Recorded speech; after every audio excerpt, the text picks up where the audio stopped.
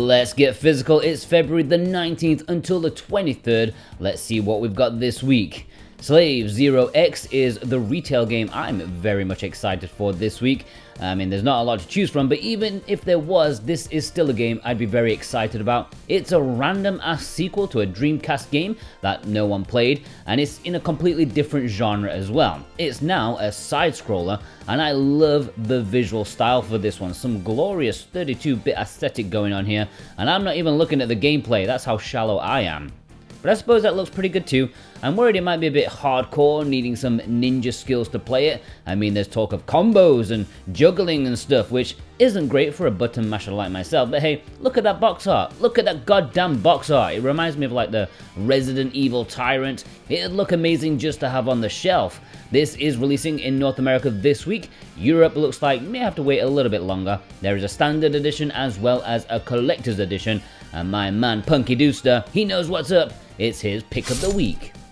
And if you want this or any retail releases, then please consider using the links in the description. You can purchase from Video Games Plus, a fantastic way to support us. They have good prices and cheap Canadian money. They have good shipping, especially to the US, and even free worldwide shipping if you purchase over 80 Canadian bucks. That's like 60 American dollars. Plus, if you purchase something with our link, then each week you will be in with a chance of winning a $10 discount coupon. And this week's winner is Diego M.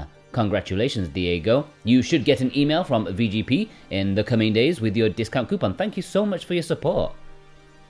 Broforce is releasing at retail this week. You may remember that Special Reserve Games did this before they closed their doors and started to pretend customer support wasn't their problem anymore. Lovely people. But this just signifies why they had become so irrelevant, as almost all of their games eventually came to retail, and the ones that didn't probably didn't deserve a physical to begin with. There was no point in them existing anymore when Devolver Digital was willing to publish them at retail.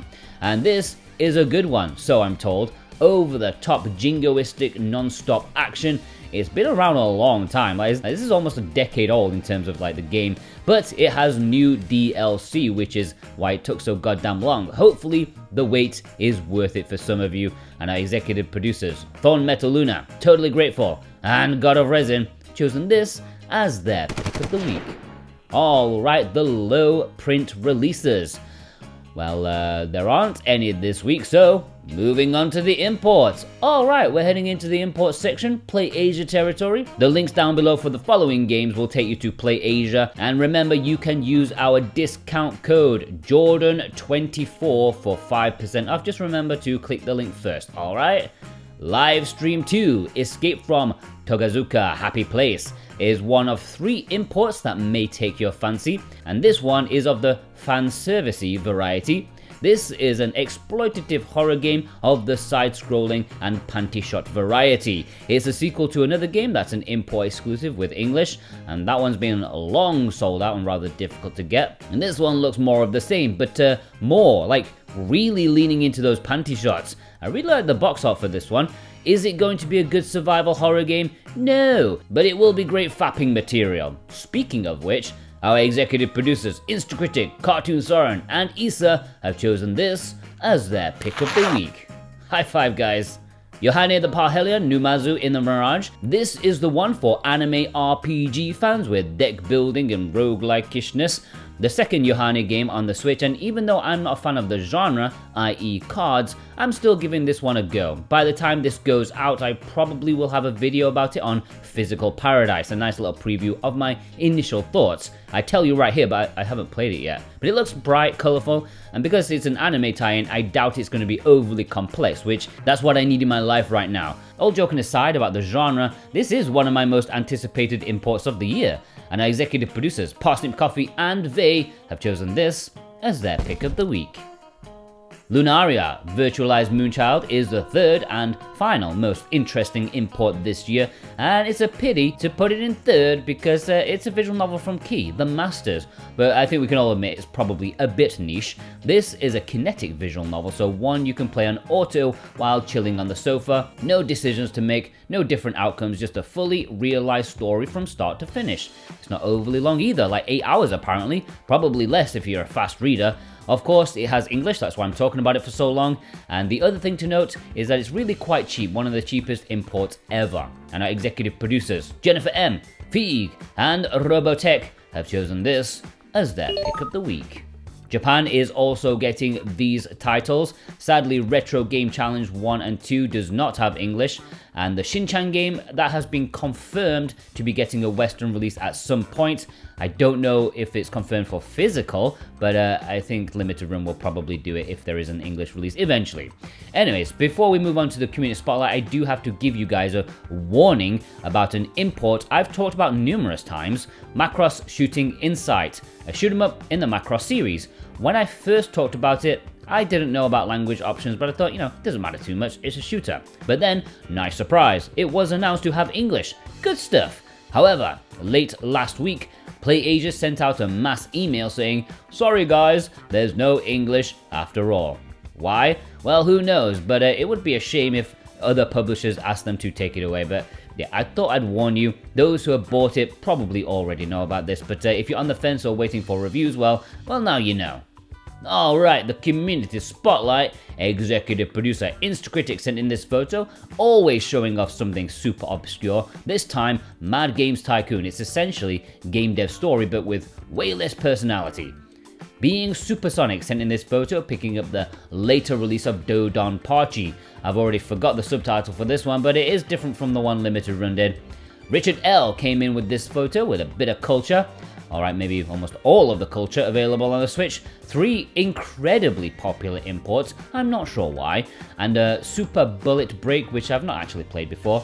Executive producer Cartoon Soren sent in this photo with 3 limited runs and a super rare. Pretty standard games these days. LUNARiA is probably the most interesting one, as it's going for like the cinematic platformer style of Another World, stuff like that. I don't know if it hits the mark, but I would give it a shot. Gemini sent in this photo, including Cozy Grove, which is a really lovely game if you're into Animal Crossing, but with more ghostly themes to it.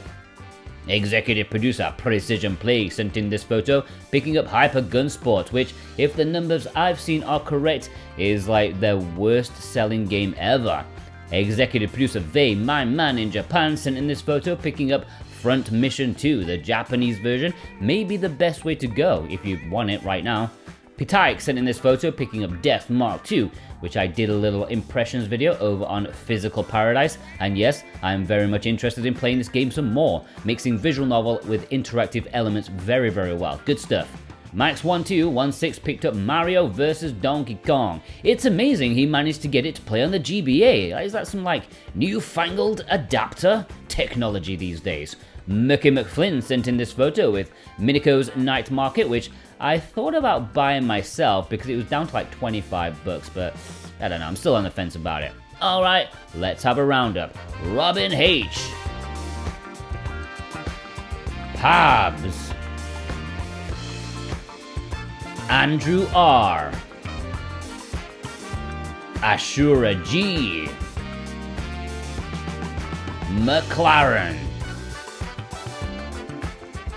Needless Dragon. Darky. And that's it, that's everyone. Not a lot of photos this week. If you want to send your pictures, send them on Twitter at SoWhatAboutGame, or you can do it in our email address, switchwatchspotlight@gmail.com, and of course the Discord server should be below if I remember to copy and paste it there.